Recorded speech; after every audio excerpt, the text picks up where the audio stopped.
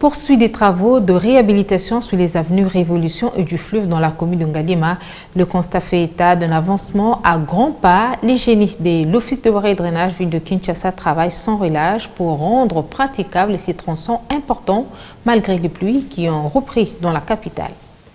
Les travaux exécutés de la commune de Ngalima par le génie de l'Office de voirie et drainage ville de Kinshasa avancent à grands pas.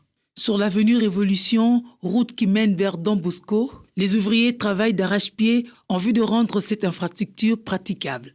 Prise en charge par les trésors publics, ce programme est initié et inséré dans le programme d'entretien routier du FONER 2021. L'avenue Révolution est construite en matériaux rigides, c'est-à-dire en béton armé. Longue de 700 mètres, les travaux ont déjà atteint une importante proportion de 600 mètres. Nous sommes très contents et très fiers, en commençant par le président de notre République, Fathi en Abressé, et puis le gouvernement, piloté par notre Premier ministre, puisqu'ils ont passé, depuis longtemps que nous habitions ici, nous étions oubliés.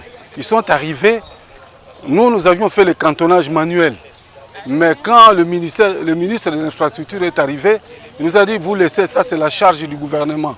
Cas similaire sur l'avenue du Fleuve au quartier Mboudi. Les travaux ont commencé par l'assainissement, notamment le curage des caniveaux, la pose de bordures sur cette avenue qui débouche jusqu'à la carrière.